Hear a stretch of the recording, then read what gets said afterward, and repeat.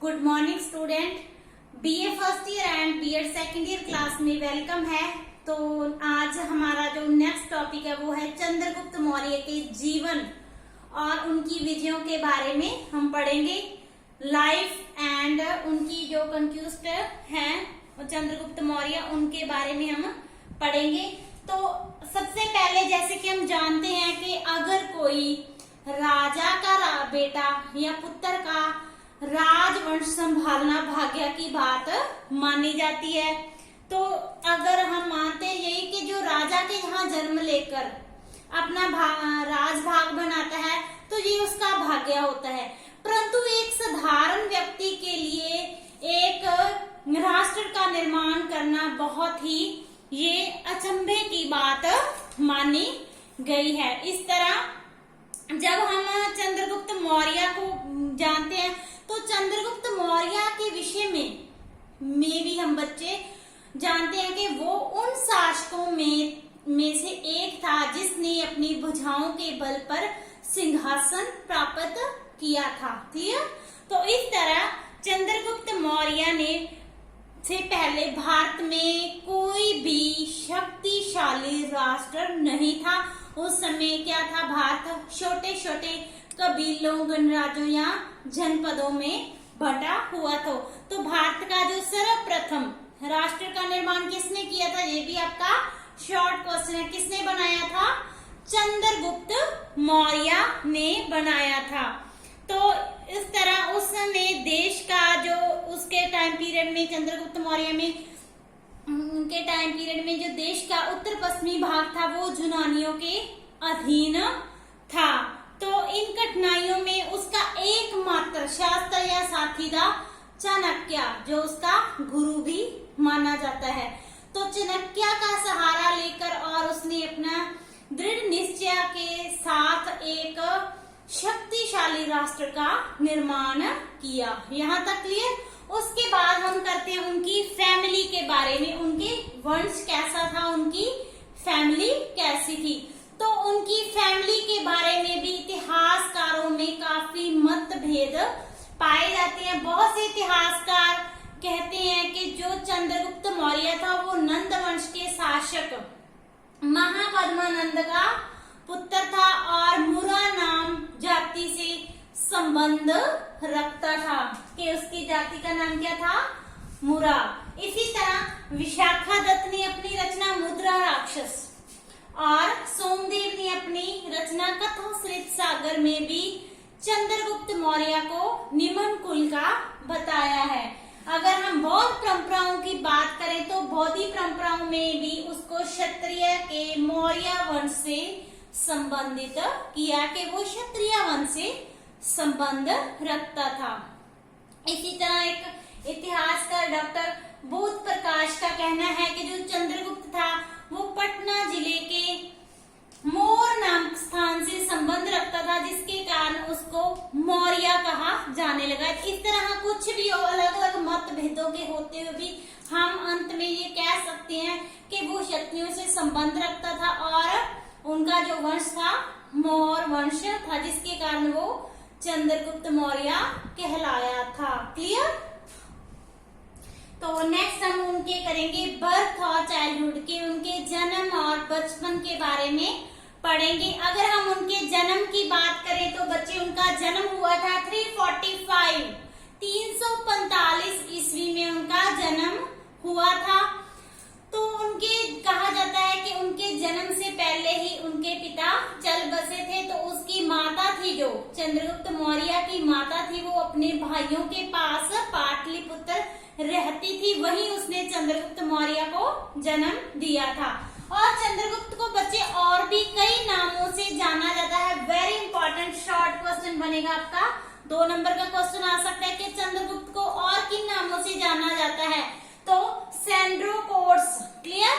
Sandrocottus, सेंड्रोकॉप्टस, चंद्रश्री और प्रियदर्शन, इन 4 नामों से भी उनको जाना जाता है।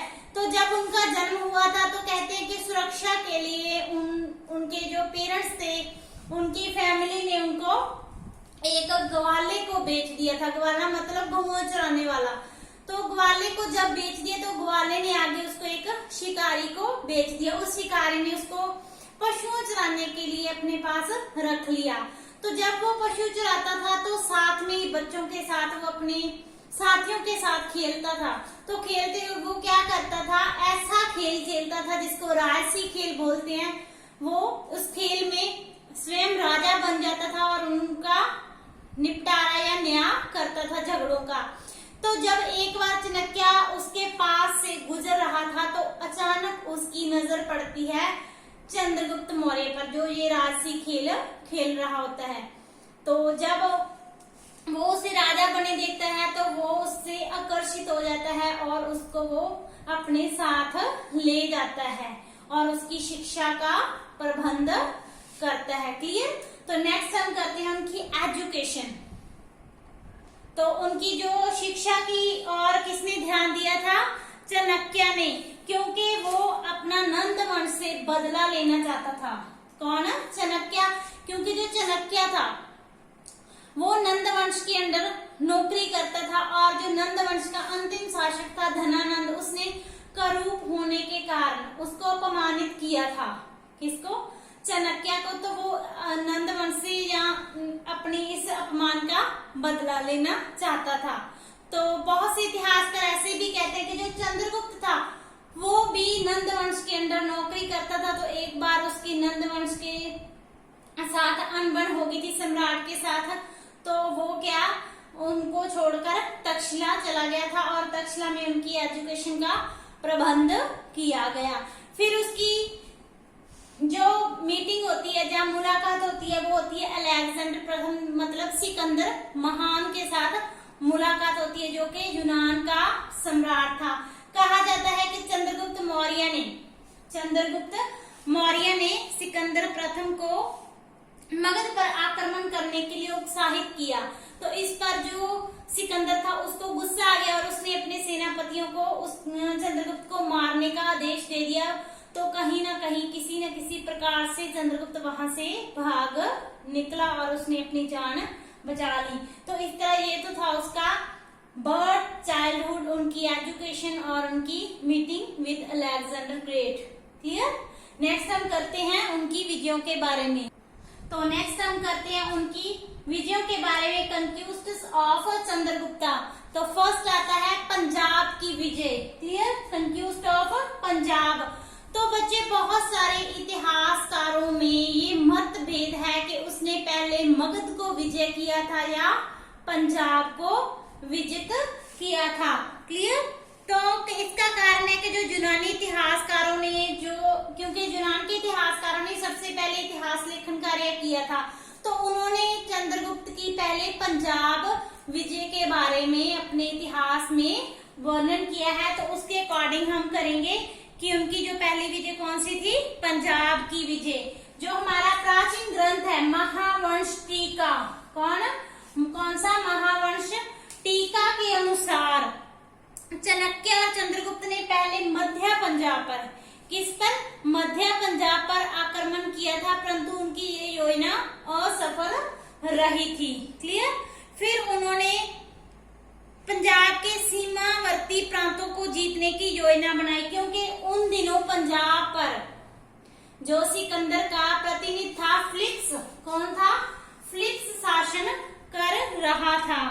तो उन्होंने क्या किया, पंजाब के सीमांतवर्ती प्रदेशों को विजित करने के बारे में योजना बनाई। उसी टाइम क्या हुआ, 325 ईस्वी पूर्व में, 325 BC, 325 ईस्वी पूर्व में फिलिप्स का किसी ने वध कर दिया और उसी के 2 साल बाद 323 ईस्वी पूर्व 323 BC में क्या हुआ, सिकंदर की मृत्यु हो गई। ओके। तो जब सिकंदर की मृत्यु हो गई तो उसी चीज का फायदा उठाते हुए 322 में जो चाणक्य था और चंद्रगुप्त था, उन्होंने पंजाब पर आक्रमण करके अधिकार कर लिया और 322 ईस्वी पूर्व में उन्होंने, जो चंद्रगुप्त मौर्य था, उसने अपना राज्याभिषेक करवा लिया। उसके बाद आता है उनकी मगध विजय। तो उस समय हम सभी जानते हैं, जैसे कि हमने पहला क्वेश्चन किया था मगध का उत्थान, तो मगध उस समय शक्तिशाली राज्य था। और चंद्रगुप्त के टाइम पीरियड में कौन शासन कर रहा था, कौन सा वंश था? पहले हमने किया था ना, हर्यक वंश आया था, फिर उसके बाद नागवंश आया और तीसरा नंद वंश। तो चंद्रगुप्त मौर्य के टाइम पीरियड में नंद वंश का शासन चल रहा था। कहते हैं कि जो नंद राजाओं की सेना थी वो बहुत शक्तिशाली थी। हमने किया था ना कि जो नंद राजाओं की सेना थी उसमें 6 लाख पैदल, 10,000 घोड़सवार, 2,000 हाथी और 3,000 उनकी जो रथ सेना शामिल थी। तो इतनी बड़ी विशाल सेना के सामने आक्रमण करना या हमला करना कोई मतलब बहादुरी का काम नहीं था, कोई साहस के बिना ये काम नहीं कर सकता था। परंतु फिर भी जो चंद्रगुप्त मौर्य ने अपनी पंजाब विजय के बाद अपनी स्थिति को सुदृढ़ कर लिया था, तो उसने इसी पंजाब विजय को जीतने के बाद, पंजाब को विजित करने के बाद साहस और बहादुरी से मगध पर वो आक्रमण करता है।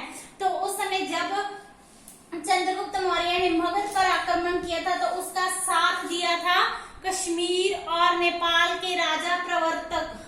क्या नाम था? प्रवर्तक। और उसके पुत्र मलकेतु ने साथ दिया था। तो बहुत सारे इतिहासकार यही कहते हैं कि जो प्रवर्तक था वो कहीं ना कहीं पोरस का ही नाम था, कि मतलब राजा पोरस ने चंद्रगुप्त की सहायता की थी। तो इस तरह इस मगध के लिए चंद्रगुप्त मौर्य नंदवंश के बीच एक भयंकर युद्ध लड़ा गया। इसमें राजा प्रवर्तक भी चंद्रगुप्त मौर्य के काम आया था। और जो मगध का राजा धनानंद था इस युद्ध में मारा गया, उसका परिवार भी मारा गया। और मगध पर किसका अधिकार हो गया? चंद्रगुप्त मौर्य का अधिकार हो गया, जो उसकी सबसे शक्तिशाली विजय मानी जाती है। तो नेक्स्ट हम करते हैं वॉर अगेंस्ट सल्यूक्स। सल्यूक्स के साथ भी चंद्रगुप्त मौर्य का युद्ध हुआ था। कहा जाता है कि जब सिकंदर की मृत्यु हो गई थी तो उनके जो अधिकारी थे उनके बीच जो साम्राज्य था सिकंदर का, उनके बंटवारे को लेकर युद्ध छिड़ गया था। और जो सल्यूक्स था उसके अंडर आता था रोम सागर से लेकर सिंध तक का क्षेत्र। परंतु वो क्या था, जो सल्यूक्स था वो पुनर्यूनानी सत्ता भारत में स्थापित करना चाहता था, कि भारत में दोबारा सिकंदर की तरह दोबारा अधिकार करना चाहता था। तो इसलिए उसका 305 में होता है युद्ध किसके साथ? चंद्रगुप्त मौर्य के साथ। दोनों के बीच एक भयंकर युद्ध हुआ था। कब? 305 ईस्वी पूर्व में। परंतु इस युद्ध के विषय में बच्चे हमको पर्याप्त या महत्वपूर्ण जानकारी नहीं मिल पाती। सिर्फ इतना ही पता चलता है कि 305 ईस्वी में सल्यूक्स और चंद्रगुप्त मौर्य के बीच एक युद्ध हुआ था। और युद्ध का जो परिणाम था कुछ भी नहीं निकला था, सिर्फ उन दोनों के बीच एक संधि हो गई थी। संधि के तहत जो शर्तें थी वो क्या थी?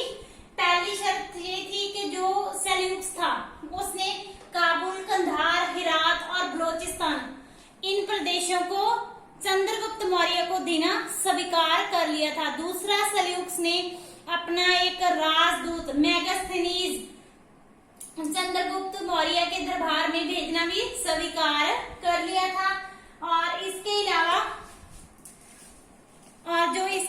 था मेगास्थनीज के मेगास्थनीज आया था चंद्रगुप्त के दरबार में। और तीसरा था, जो तीसरी शर्त थी वो थी सेल्यूक्स ने अपनी पुत्री हेलेना, क्या नाम था उसकी पुत्री का? हेलेना का विवाह चंद्रगुप्त मौर्य से करवा दिया था। तो इस तरह ये युद्ध समाप्त हो गया था।